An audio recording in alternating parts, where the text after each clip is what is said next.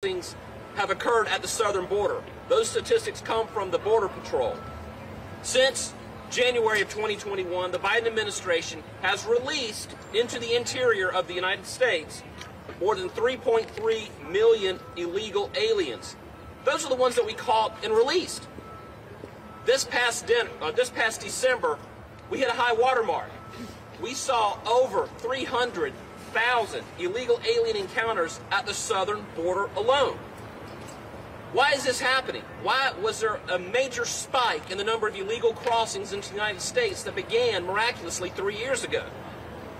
You first have to look at the top, because that's where you go when you want to know what's going on at the border.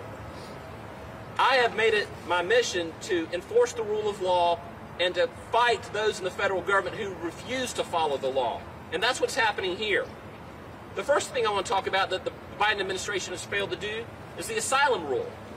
They have distorted the legal asylum rules, which used to state the eligibility determination of an illegal alien crossing the southern border should be made by a judge, but they've distorted and flexed that rule and stretched that rule to mean that those eligibility determinations can be made right there at the border by immigration officials, which ultimately results on the person saying, I'm here for asylum, and then they're released into the interior with a note saying, come back to court, which they never do. This goes to the Remain in Mexico policy that the Biden administration suspended. This is a Trump-era policy that says if you're coming to the United States for asylum purposes, and we certainly want those who are legitimately seeking asylum from oppression, we want them to be able to come here. But if you are making an eligibility determination under President Trump, you remained in Mexico until that eligibility was determined. As far as I know, there's no oppression going on in Mexico, so there shouldn't be a problem waiting and remaining in Mexico. Then there's the parole authority rule.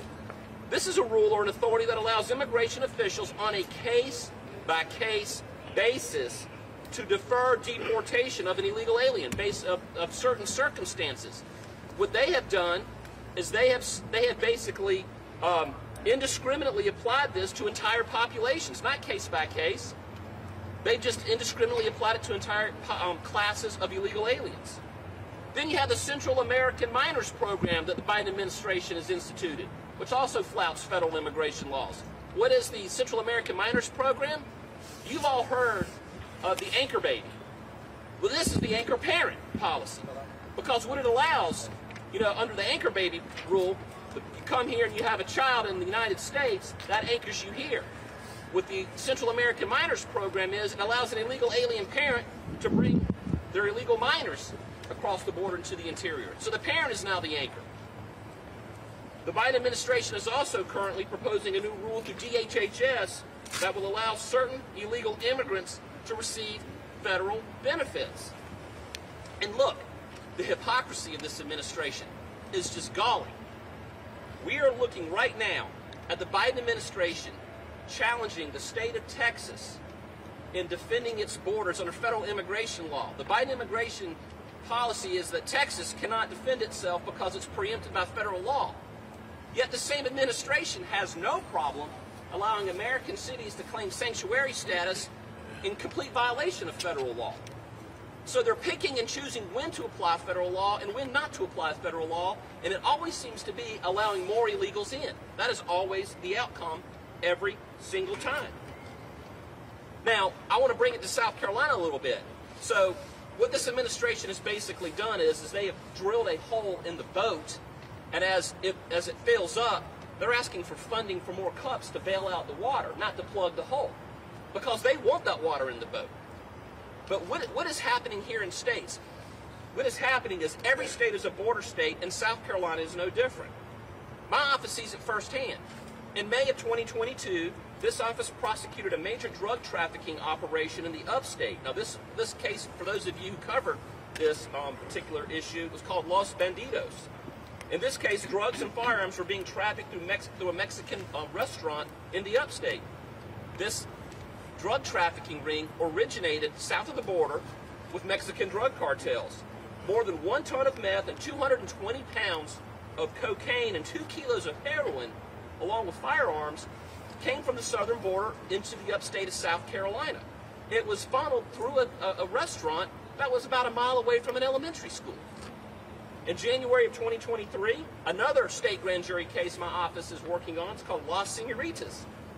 In this particular drug trafficking case, several women living here in the state of South Carolina were acting as liaisons between the Mexican drug cartels and inmates housed at the Department of Corrections. In 1 year, we seized over 25 kilos of meth and 30 guns with a street value of more than $800,000. All of this is originating from below the southern border with Mexican drug cartels. In January of 2024, another case, this was 3 weeks ago in the upstate, y'all covered it, another case we called Devil in Disguise. We arrested 64 defendants operating multiple drug trafficking rings. In this particular investigation, we recovered over 1 kilogram of fentanyl. By the way, 1 kilogram of fentanyl is enough fentanyl to kill 500,000 people. And 1.5 kilograms of methamphetamine, among other drugs. There were actually alleged approximately 6 deaths tied to this drug trafficking ring, and 8 other deaths are currently being investigated to determine if there's a tie to the fentanyl drug trafficking ring that was occurring in the upstate. All of this originated from the southern border. Now, I've given you guys kind of the national issue. I've told you what we're dealing with here in South Carolina. This president has been derelict in his duty. If he had governed this country the way he campaigned for his job, we would be safer. If he'd have just stayed in his basement and done nothing, we would be safer. And that's what's galling to me. They take rules designed to tighten the border and create a streamlined process to allow immigrants to come into this country lawfully and rightfully to take part in the American dream. He stretches those rules to allow more illegal immigration, to allow more immigrants, and to allow more people who are going to come in here and do things that we don't want them to do. Just this week, I was watching in New York City, a New York City police officer getting mauled to death by an illegal immigrant. Ladies and gentlemen, you're going to hear in just a moment some stories that will wrench your heartstrings. But as the Attorney General of South Carolina, I'm supporting Donald Trump because he is the best candidate. He is the absolute best candidate in this race to protect our southern borders, to defend the rule of law, to enforce immigration policies. And I will say this, Joe Biden did not need a law to open up the borders. He doesn't need a law to close them. He just needs to do his job or go back to the basement and let someone else do it. So I want to thank you for listening, and you're going to hear now from our state treasurer, my good friend, Curtis Loftus. Thank you, Al. We appreciate all you do. My name is Curtis Loftus. I'm the state treasurer here, and I stand with the rest of the group here that say that Joe Biden and the Democratic Party has failed. They inherited an immigration system that was working and it's functioning as designed from President Trump, and instead of improving it, they destroyed it. And along with it, they destroyed any notion that America should control its borders. The Biden administration has no regard for public safety or resources, no meaningful effort to integrate immigrants into America, and no safeguards to prevent modern-day slavery and sex slavery, especially of children. There are 85,000 missing children in the last year alone. Open borders are dangerous and they're expensive to those that attempt the long journey, especially as they have to pay barbaric cartels for permission to get across the border. The cost to America is staggering, and of course, as the treasurer, I'm interested in that. And most assuredly, these costs are underreported. The cost to South Carolina is staggering, and most assuredly, it is underreported. But we'll give you the best estimates we can find. And we spend a lot of time to get reasonable estimates from a variety of sources and try to use government sources as much as possible. A good faith estimate in 2023 places the cost to American taxpayers at $150 billion per year. We found estimates as high as $450 billion. But $150 billion is where we landed. The cost to South Carolinians is $746 million. That's a tremendous sum of money to this state. The costs are reflected in what we pay for our schools, and what we pay for medical care, and for law enforcement. It affects every aspect of our life. Donald Trump knows what the American people want. He's driving the Trump train of sensible immigration policy. Nikki Haley and others have recently jumped on that train, but they're just passengers. They've evolved from bystanders, now they're passengers. They're on the train with Mr. Trump.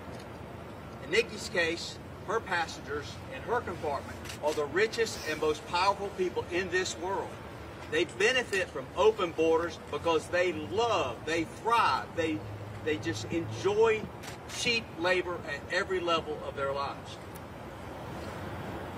The people who are passengers with Nikki are not here because they're paying for sensible or easy immigration. They're paying for open borders. And we just can't have it. Donald Trump knows the border policy that Americans want.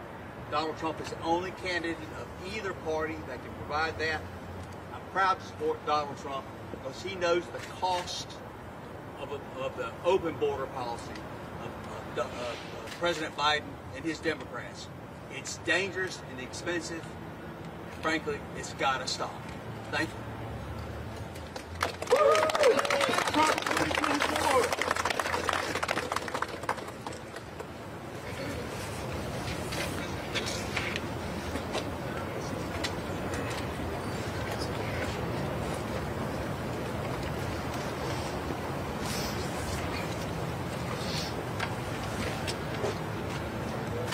Thank you so much, ladies and gentlemen. I want to thank our Attorney General, Alan Wilson, for the work he does in South Carolina, and especially against human trafficking and the fentanyl crisis. Many of those points he made are very valid, so I want to thank him and our Treasurer, Clerk Loftus. I want to thank everybody standing behind us today. I'm Representative Stuart Jones, and while I'm fighting for this issue publicly, I want you to know that this is a very personal issue. I am joined today with my dear friends, Chris and Chelsea Hines, Teresa Leopard, my wife Kelly Jones, and Carson. Our lives were forever changed last year when my 3-year-old goddaughter, Maddie Hines, the daughter of Chris and Chelsea, died due to the reckless driving of an illegal alien. This illegal almost hit multiple vehicles before T-boning the vehicle that Maddie, her mom Chelsea, sister Kinsley, and grandmother Teresa were traveling in. Maddie went to be with the Lord that day, while the rest of the family was airlifted to the hospital. We buried Maddie on her 4th birthday. She was a beautiful child. She loved God. She loved music. And she loved her family. Maddie loved people. She gave the biggest hugs. She had given me a hug a couple days before this happened. Despite being deported under President Trump, the illegal alien who did this was allowed to re-enter the country under Joe Biden. I cannot and I will not stand idly by in these dark days while the Biden administration and the Democrats refuse to close our southern border and are destroying our country. This is the main reason that I've been personally led to represent the 3rd Congressional District of South Carolina. I was serving on county council almost 10 years ago when we had to tell Nikki Haley by resolution to stop supporting Obama's refugee resettlement program in South Carolina. The facts are that the open border policies of the Biden administration and the enabling of the left that Nikki Haley has encouraged have perpetuated and allowed the invasion we are seeing today. How many more innocent Americans' lives are going to be destroyed and cut short because of the actions of the Biden administration? Biden has destroyed our economy. He's destroyed our peace through his weakness. He's destroyed our border.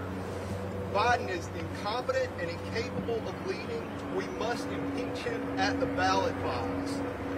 He has worked against the Constitution. We see everything going on in Texas right now. A lot of people in the federal government, they believe that the supremacy clause of the Constitution means that the federal government is supreme. they need a history lesson. The supremacy clause means that the Constitution is supreme. So I ask you today, how many more American lives are going to be destroyed by his open border policy? The economy, peace, and border security were all great things that President Donald J. Trump worked tirelessly to achieve.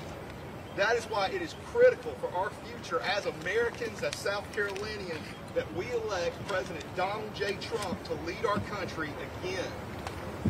He's the greatest president of my lifetime. As I said, we buried our Maddie on her 4th birthday. She was a beautiful child who loved God, she loved music, she loved turtles, and she loved her family.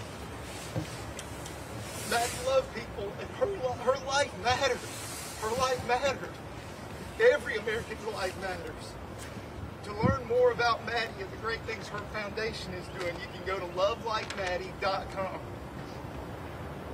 To help secure our border, and for more information, go to secureourborder.us.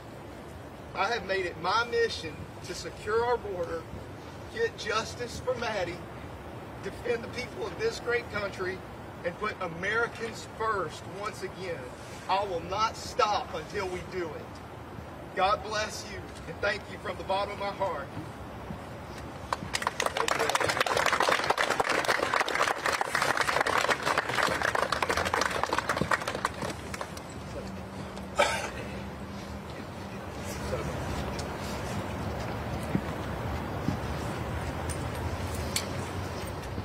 Wow. How do you follow that?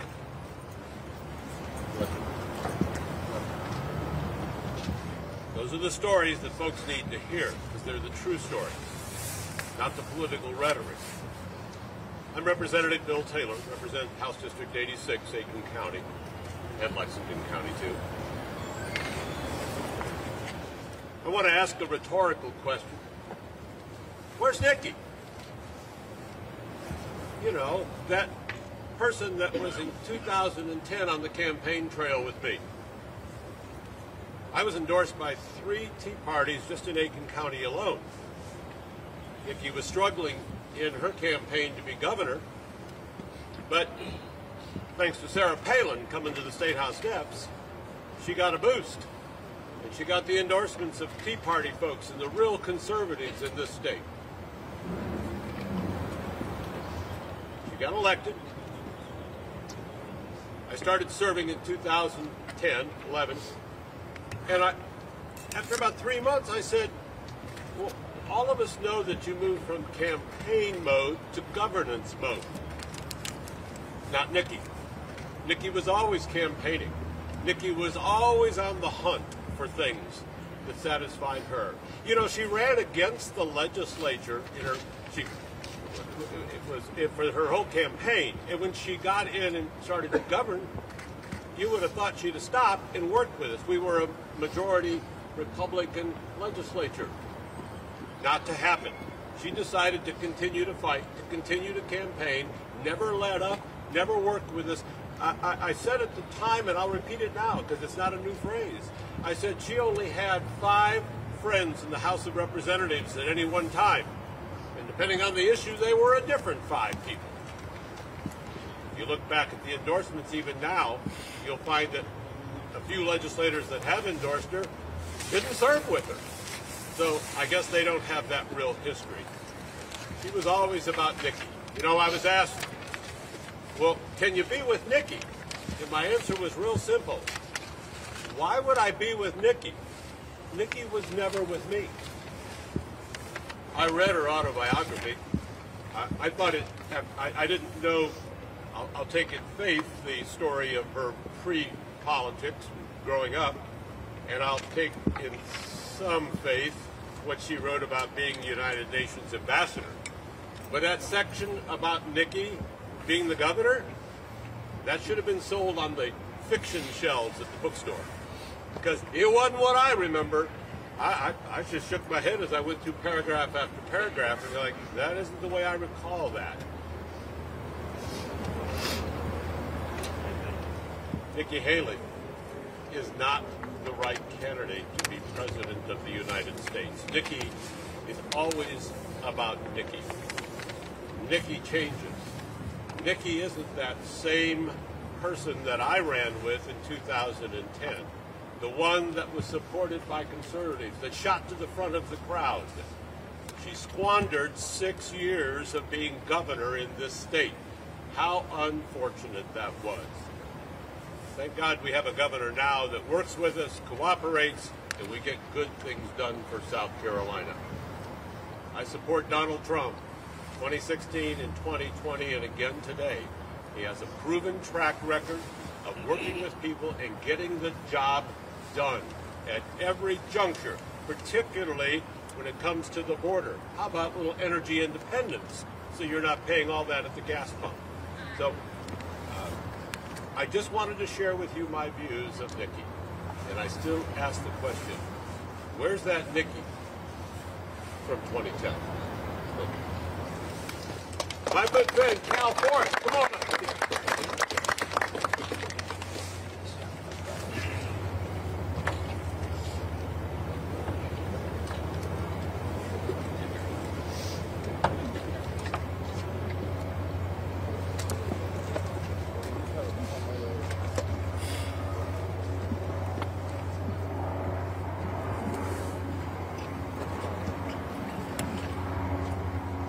That's a tough crowd to follow with my Attorney General and my Treasurer and Bill Taylor and Stuart Jones behind me. And I probably cannot tell some of the great stories that they told, but what I can deal is I can deal in facts. And we can go everywhere we want to today. We can listen to different things and read different things and we can hear conjecture and opinion. But let's just stick with all the facts. And you've always heard the saying that good fences make good neighbors. The fact is, it's no more evident than it is right now that good fences definitely make good neighbors. A country without walls or a country without borders is not a country anymore. The fact is, number two, with President Trump, when he was in office, we had the lowest inflation, record low inflation. We had record low unemployment. And the fact is that myself and any other American out here in this great land, we have more money in our pocket than ever. Life was good, and that's a fact. That's not an opinion. The fact is that President Trump did not get us involved in any new conflicts around the world. We didn't get involved in any wars. He made other countries stay on their best behavior. We didn't have Russia invade Ukraine. We didn't have Hamas attacking Israel. Everybody was on their best behavior worldwide. And the deep state, for some reason, they do not like that. But the fact is, life was good. I've seen all my life bumper stickers, signs, people holding signs. I've seen T-shirts. Everybody wants world peace. They want peace, not war. That's the closest thing that we have ever witnessed in my whole life to world peace.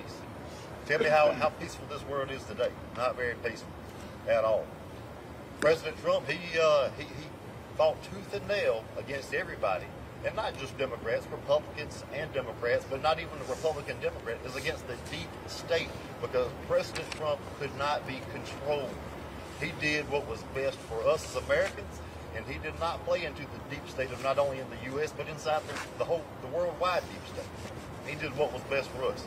But the final fact is that me and all my colleagues behind me, and we're going to encourage everybody that we can to vote for President Trump in the upcoming primary and the upcoming general election because we want President Trump to make America great again, just like he started with, and that is the fact. Thank you very much.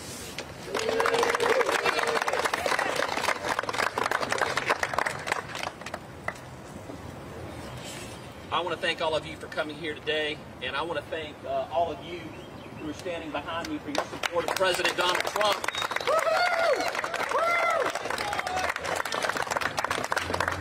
I want to thank y'all for being here. Wow. I mean, thank you. Thank you for that story. I wanted to close with this. Right now, somewhere in South Carolina, somebody's going about their business. Maybe a kid, a child, an adult. They're living their life. This time next year, they won't be here. They won't be here because of a fentanyl overdose that originated south of the border. or because of a drunk driver who's not here legally, or a gang member who is not here legally, or through some other criminal act, somebody will lose their life, probably more than one. And that is why policy matters, and that's why who's at the top and who's in the White House matters. Donald Trump is the only candidate that I have faith in that can get the job done. And that's why we are all here today to support his candidacy. And we believe that after the 24th of February comes and goes, that we'll all be able to get behind Donald Trump, everybody in the Republican Party. Thank you for being here.